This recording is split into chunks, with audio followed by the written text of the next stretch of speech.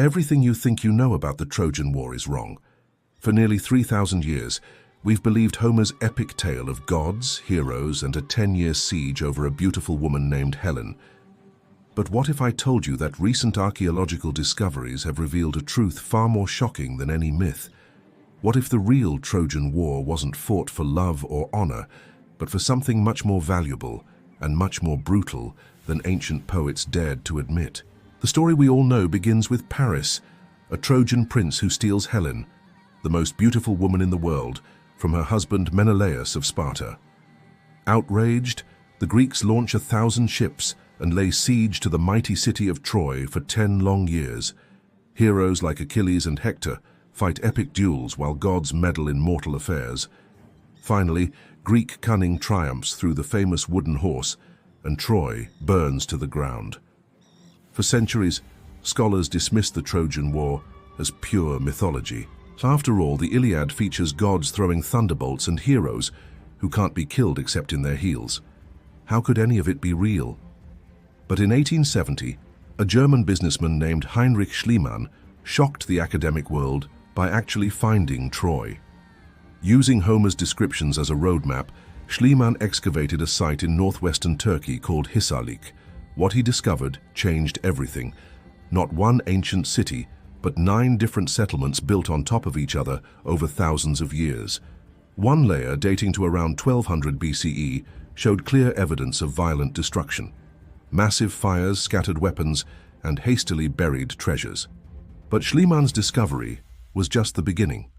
Modern archaeology has revealed secrets about the real Trojan War that make Homer's epic seem almost tame by comparison. The Troy that archaeologists have uncovered bears little resemblance to Homer's gleaming city. This was no isolated fortress ruled by noble kings. It was a massive commercial empire that controlled one of the most valuable trade routes in the ancient world.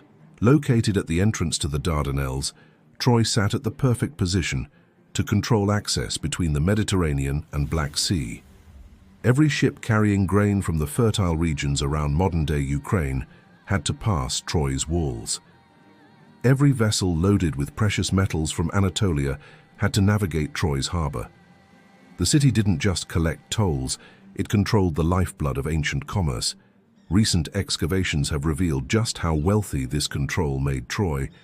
The lower city, which Homer never mentions, was enormous, covering an area larger than contemporary Athens. Sophisticated harbor works channeled ships into protected bays. Massive fortification walls protected not just a citadel, but an entire urban complex housing perhaps 50,000 people. But the most shocking discovery came when archaeologists uncovered evidence of Troy's international connections. Tablets found in Hittite archives mention a city called Wilusa, almost certainly Troy, as an important ally in their diplomatic correspondence. These weren't primitive Bronze Age tribes fighting over cattle raids. This was international politics involving the superpowers of the ancient world. The Hittite records reveal something that changes our entire understanding of the conflict. Troy wasn't just a wealthy city, it was the key to controlling Eastern Mediterranean trade, and that made it a target for anyone wanting to dominate ancient commerce. Forget Helen of Troy. Forget Paris and his golden apple. The real cause of the Trojan War was something much more mundane and much more deadly. Economic warfare during the Bronze Age collapse. Around 1200 BCE, the entire Eastern Mediterranean world was falling apart. Climate change had disrupted agricultural patterns. Sea levels were rising, destroying coastal cities. Most catastrophically, a mysterious group known as the Sea Peoples was systematically destroying every major civilization from Greece to Egypt. But unlike the romantic warriors of Homer's epic, these Sea Peoples weren't looking for glory. They were refugees and opportunists trying to survive the collapse of their world. Archaeological evidence suggests that the Greeks who attacked Troy weren't the unified force Homer describes. They were a desperate coalition of city-states whose own economies were crumbling. Troy's control of the grain route from the Black Sea had become a stranglehold on Greek survival. When your people are starving, you don't launch a 10-year siege for honor. You do it because the alternative is death. The real genius of Homer's story is how it transformed this brutal economic war into something noble. Recent analysis of the archaeological layers at Troy Seventy, the level that corresponds to Homer's war, reveals a different kind of conflict entirely. This wasn't a siege where heroes fought single combat while armies watched. This was total war. Systematic destruction of civilian areas, evidence of starvation, and signs that the final assault was launched not through a clever wooden horse, but through betrayal from within. But perhaps the most shocking discovery involves what happened to Troy's treasure, and who really got away with it. Heinrich Schliemann claimed he found Priam's treasure, a collection of gold jewelry, silver vessels, and precious weapons. But modern dating techniques revealed an uncomfortable truth. Schliemann's treasure was from the wrong time period, possibly 1,000 years too early. So where was the real treasure of Troy Seventy, the city actually destroyed around 1200 BCE? The answer comes from underwater archaeology in the Mediterranean. In recent decades, marine archaeologists have discovered dozens of Bronze Age shipwrecks scattered across the Mediterranean floor. These ships were loaded with precious metals, worked gold and luxury items that could only have come from the wealthiest cities of their time. Many of these wrecks date to exactly when Troy was destroyed. The most famous discovery, the Uluburun shipwreck off Turkey's coast, contained cargo from at least 7 different cultures: gold from Egypt, tin from Afghanistan, ivory from Africa, amber from the Baltic Sea. This wasn't just trade, it was the systematic looting of a collapsing civilization, and much of it appears to have flowed through Troy before the city's final destruction. But here's the shocking part. Genetic analysis of ancient DNA from Trojan skeletons suggests that many of Troy's elite didn't die in the siege. They disappeared entirely from the archaeological record, along with their portable wealth. This wasn't just military conquest, it was organized evacuation by those who saw the end coming. Homer's Aeneid tells of Aeneas leading Trojan survivors to found Rome. Scholars long dismissed this as mythology, but recent genetic studies of ancient Roman populations show surprising connections to Anatolian populations around Troy's destruction. What if the most valuable treasure to escape Troy wasn't gold, but the people themselves? The Trojan Horse is probably the most famous military deception in history. But what if it wasn't a deception at all? What if it was a distorted memory of something much more terrifying? Recent archaeological analysis of Troy Seventy's destruction layer has revealed evidence of systematic earthquake damage immediately before the final fire. The city's massive walls show stress fractures consistent with seismic activity. Skeletal remains show injuries from falling masonry, as well as weapons. Troy wasn't just conquered, it was literally shaken apart before being burned. This discovery has led some archaeologists to propose a startling theory. The wooden horse might be a cultural memory of siege engines. Bronze Age armies did use massive wooden structures to breach city walls, battering rams, siege towers, and wheeled platforms that could indeed be described as wooden animals.